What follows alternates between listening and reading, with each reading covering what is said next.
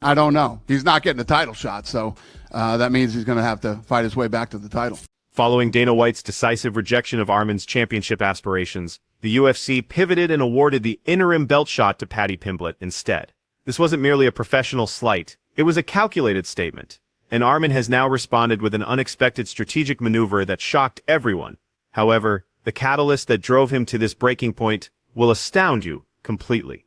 Let's examine the details. The UFC tensions that ignited the speculation.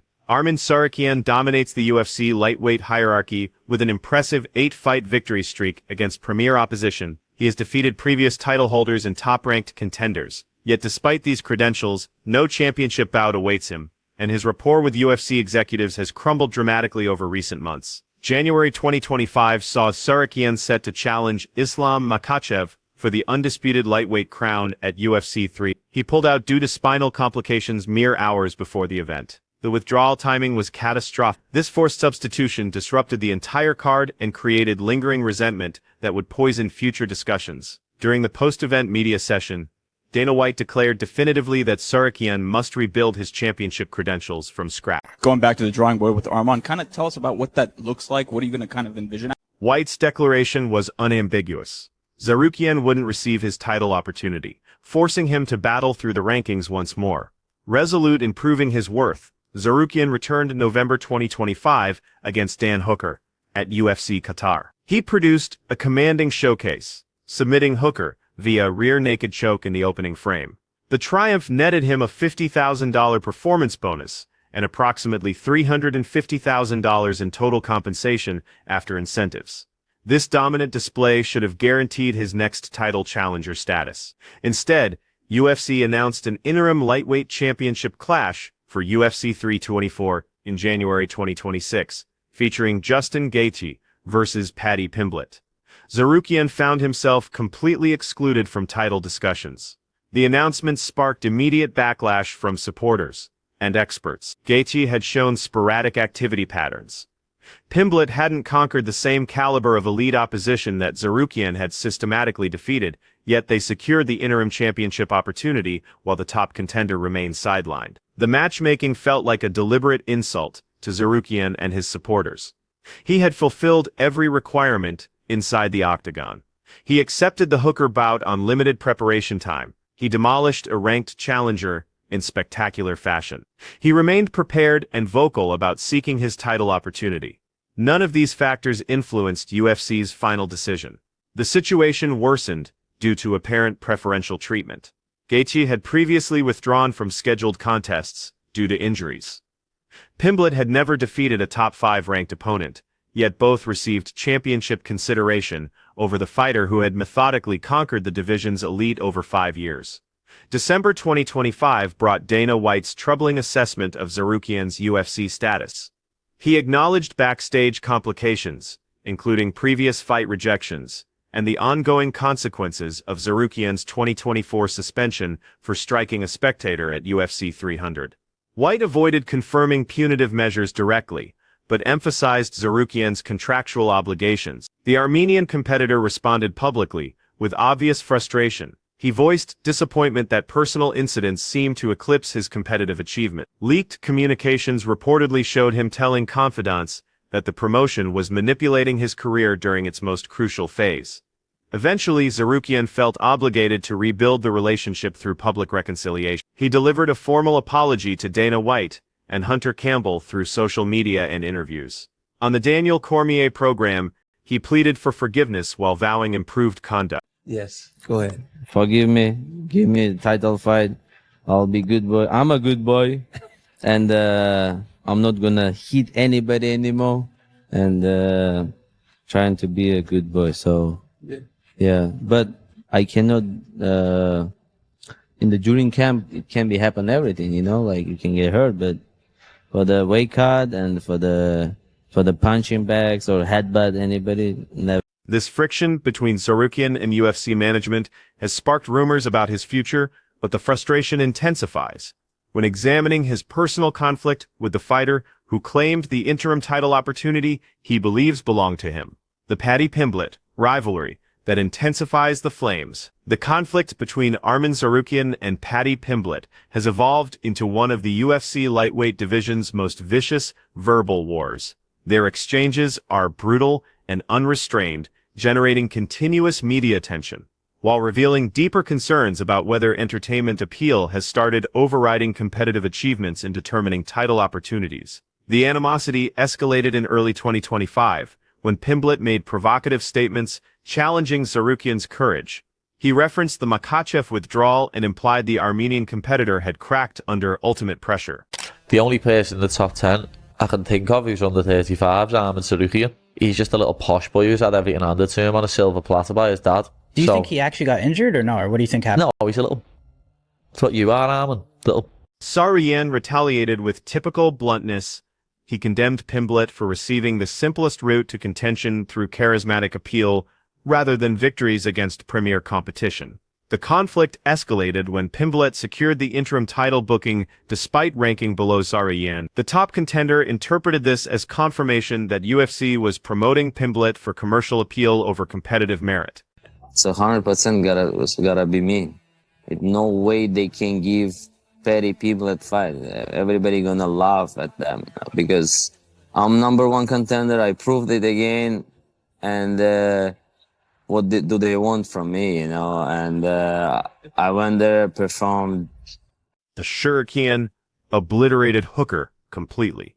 Tsarukyan continued dismantling Pimblett's qualifications by highlighting the questionable competition level that elevated the Englishman into championship consideration. He emphasized how defeating fighters ranked 12th or 13th shouldn't catapult someone to 5th position.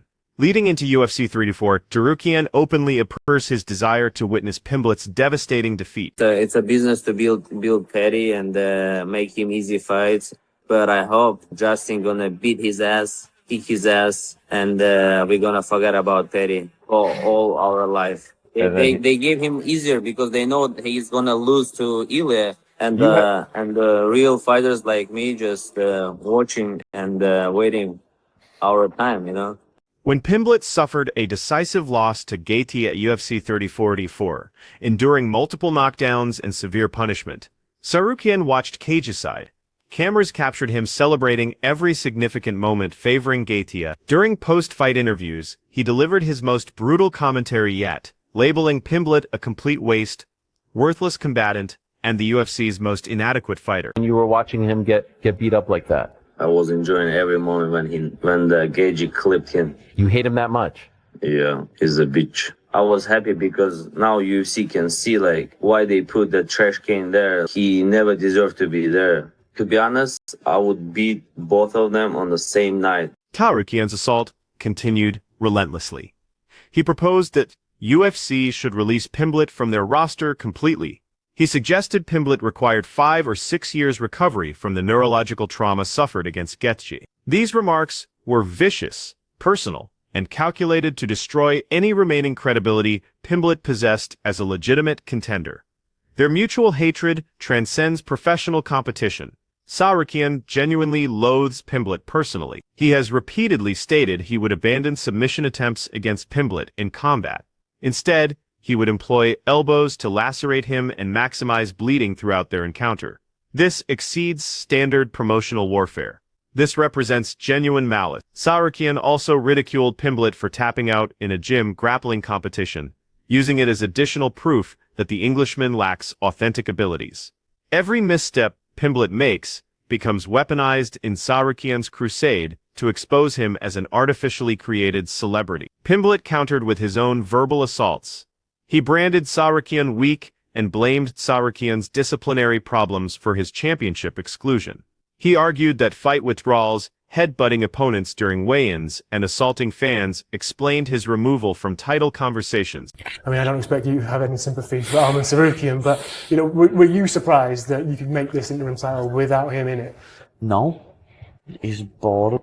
I don't really know anyone who wants to see Arman Tsarukyan fight. I listed so many reasons why he hasn't got this title shot in an interview the other week. Pulled out on a day's notice when he said he had a bad back, when he never. He just couldn't make way to ruin the main event. Punched the fan walking out of the cage. Probably cost the UFC a lot more money. Nearly ruined another main event for the first fight in Qatar. This rivalry has accomplished multiple objectives for Tsarukyan. It highlights his frustration with promotional choices while boosting his profile by contrasting his dominant approach against what he characterizes as Pimblett's entertainment-focused ascension. The perpetual exchanges have maintained his relevance during inactive periods and created viral moments that enhance marketability, leading to the most unexpected development in his career. The media campaign and emerging celebrity status. While his championship path remained obstructed, Arman Tsarukyan experienced a dramatic transformation in his public image through enhanced social media engagement and strategic partnerships with popular content creators. He has completely revolutionized fan perception of his personality. This explosion occurred during his UFC hiatus, where title shot frustrations created opportunities for direct fan interaction outside conventional MMA media channels. The campaign launched with his inaugural paid livestream alongside controversial kick streamer Edin Ross in early January. Sources indicate he collected $40,000 for the single appearance. Viewers described the session as completely chaotic in the most entertaining way. Tsarukyan's unrehearsed commentary, free from corporate messaging, immediately connected with audiences who valued seeing an authentic fighter rather than a sanitized media product. The stream exposed Tsarukyan to completely new demographics. Younger viewers who might never consume UFC content suddenly recognized his name and character. He displayed humor, genuineness, and spontaneity. The $40,000 payment was substantial, but the visibility was invaluable for developing his brand beyond traditional MMA circles.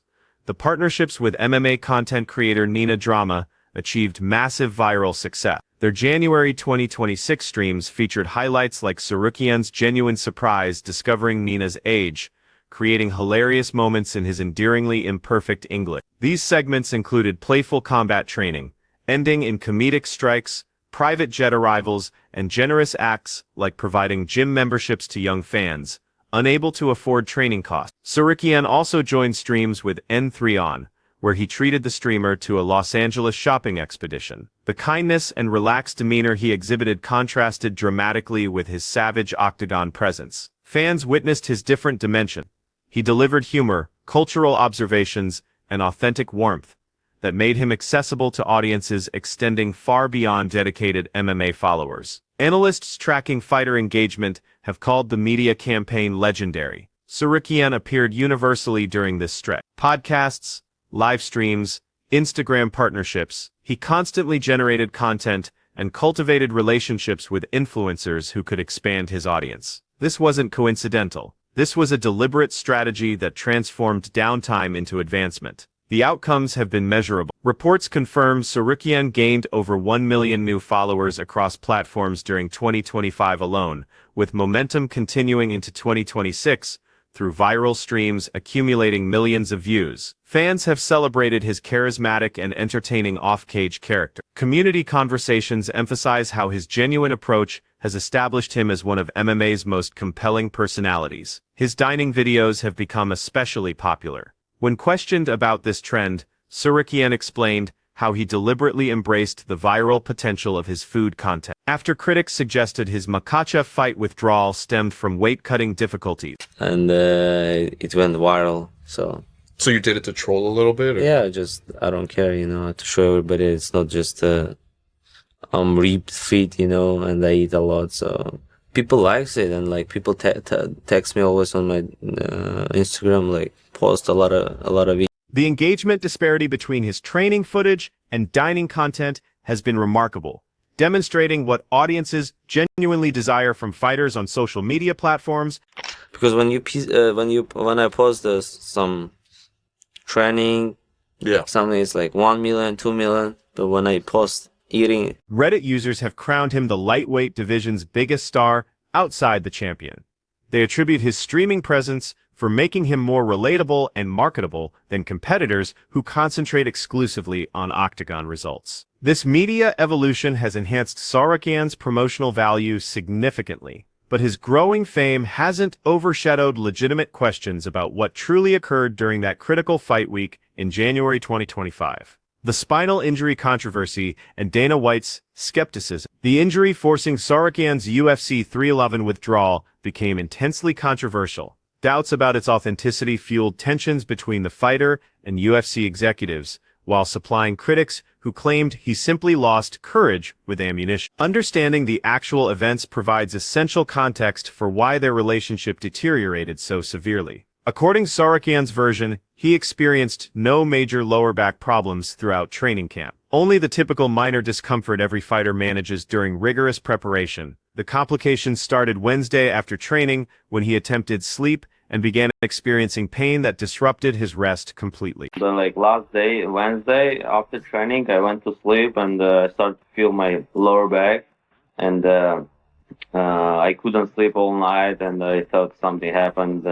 Took some the painkillers, and it didn't help. But the next day, I thought it's gonna be good. The condition worsened rapidly during Thursday's weight-cutting process.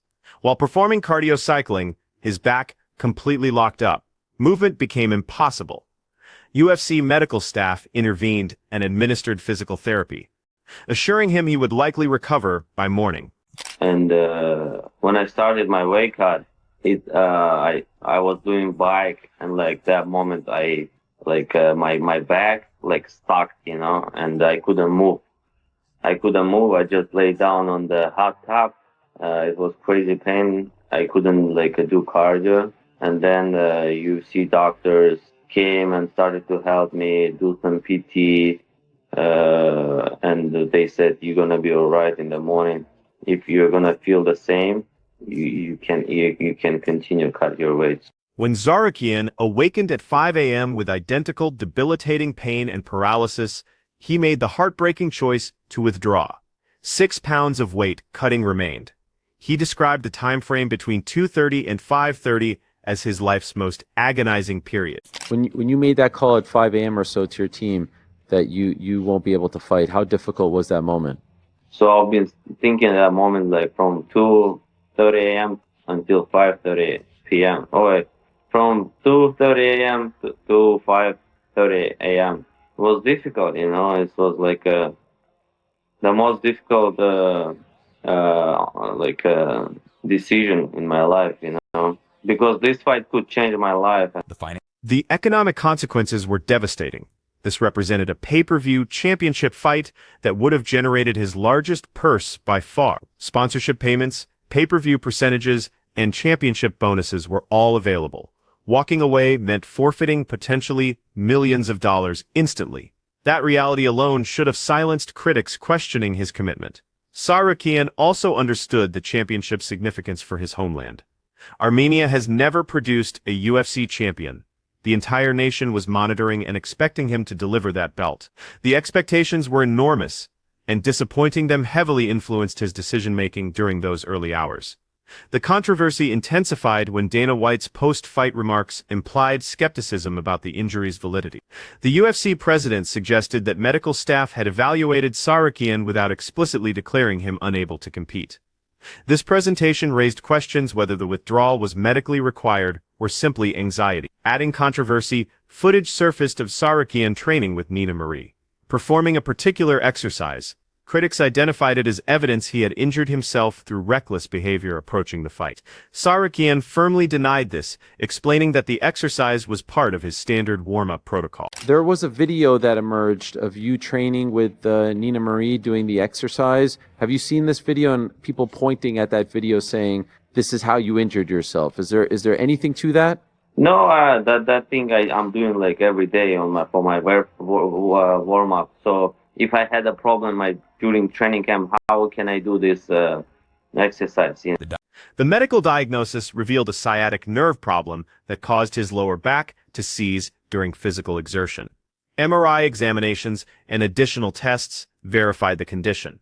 Tsarukyan collaborated with physical therapists immediately following the withdrawal and began improving within days. However, by then, the reputational damage and his UFC standing had already occurred. Hunter Campbell contacted Tsarukyan after the withdrawal, offering supportive reassurance. He advised him not to surrender, that he was young, and that they would work to assist him moving forward. But those promises felt empty when the interim title fight was announced without him weeks later. The financial implications weighed heavily on his mind. Entering the octagon would have meant substantial earnings and the championship opportunity he had pursued for years. He acknowledged this reality while insisting that competing in his condition was absolutely impossible. This controversy established the foundation for the strained relationship that would define his interactions, but Tsarukyan refused to allow the situation to control him, directing his frustration into alternative competitive platforms that have kept him prepared and publicly visible. The competitive pursuits and future direction, with extended UFC inactivity due to injury rehabilitation, matchmaking complications, and the interim title fight being scheduled without him, Arman Tsarukyan has maintained competitive sharpness through high-profile freestyle wrestling and grappling exhibition. These appearances utilize his elite wrestling background as a multiple-time Armenian national freestyle champion. They accomplish several goals, preserving skills, challenging himself against notable competitors, creating content for his expanding audience, and pressuring UFC to schedule his return. The most significant was his freestyle wrestling appearance at Real American Freestyle 5 on January 11. He confronted former two-time PFL featherweight champion Lance Palmer, a four-time NCAA Division I All-American. Tsarukyan achieved a 10-netto technical superiority victory in under 2 minutes. His explosive attacks and chain wrestling dominated Palmer from the opening moments through multiple high-impact throws. The Palmer victory sent a clear message to the entire MMA community. Tsarukyan's wrestling is elite by any measure, not just within MMA, but against dedicated wrestlers with Olympic-caliber credentials. Palmer represented a legitimate challenge. He possessed world-class qualifications and experience at the sport's highest level. Tsarukyan made him appear average when questioned about his motivation for accepting these contests during his downtime. Tsarukyan explained that remaining active was crucial for both his psychological health and professional growth. I'm just doing for myself. I'm making money, staying busy. I know, like, right now I don't have a fight. What I can do? I don't have a job. Yeah, I can train, but it's boring when you always train. You know, how you can train just a half a year. And that's why I'm taking that grappling matches or wrestling matches. Just stay busy, stay active, and, like, it's fun. December 2025 saw Tsarukyan compete in a grappling showcase under the Hype FC promotion against rising UFC middleweight contender Shara Bullet Magomedov. This no-G submission-only contest demonstrated his versatility across weight divisions. Video evidence shows Tsarukyan dominated significant portions with persistent wrestling pressure, continuously threatening submissions against the larger, striking-focused opponent. He has also extended challenges to other competitors and personalities. A $20,000 open challenge to MMA YouTuber MMA Guru for a grappling contest generated headlines. Conversations with Dustin Poirier about a potential grappling superfight gained momentum before scheduling conflicts prevented its realization. Michael Chandler showed interest in wrestling Tsarukyan, then withdrew when the Armenian accepted. Even retired wrestlers like Chad Mendes refused to face him on the mat. The trend is obvious. Tsarukyan is so superior on the ground that even grappling and wrestling specialists avoid confronting him. This dominance directly impacts his MMA career, where his ability to control opponents and threaten submissions makes him a devastating matchup for any lightweight division fighter. He is booked to compete again at a Real American Freestyle event on February 28. These regular side competitions enable him to maintain fitness, sharpen technique, and stay visible without the physical demands of complete MMA preparation. When discussing his ultimate aspirations, Tsarukyan has been honest about ambitions extending well beyond a single championship. He imagines a legacy among UFC history's greatest fighters. So, for example, when I was young, I wanted like special car, right? I get the car, first day I'm happy, the second day same life, you know? So the same with belt, it's gonna be same for me. Like, so I get the title, I wanna defend the title. When I defend, I wanna defend as much as possible, and then I want it to be a double champ and like break all records. His drive extends beyond personal achievement to representing his community and family. His father finally witnessed one of his competitions at UFC Qatar, after years of visa complications prevented him from watching his son fight in the United States. That's why my last fight was in Doha, so he could come and watch my fight. His excitement was overwhelming. When asked about managing the political obstacles of securing a title opportunity, Tsarukyan responded with the humor that has attracted fans during his media campaign. It's a bullshit. Nobody can buy Dana. It's gonna be too hard. Yeah. If it was like this, I would buy him already. You could? You think you could buy? What do you think? We could? The future path remains unclear regarding timing and specific opponents, but his combination of superior fighting skills, increasing marketability, and commitment to staying active through alternative competitions positions him uniquely among UFC contenders. Whether his next bout comes against the interim title winner, a rematch with Charles Oliveira, or an opportunity against Islam Makhachev, Tsarukyan has proven that he will not wait passively for UFC to decide his destiny. Thank you for watching. If you enjoyed this video, click on one of the suggested boxes appearing on your screen to explore more similar content.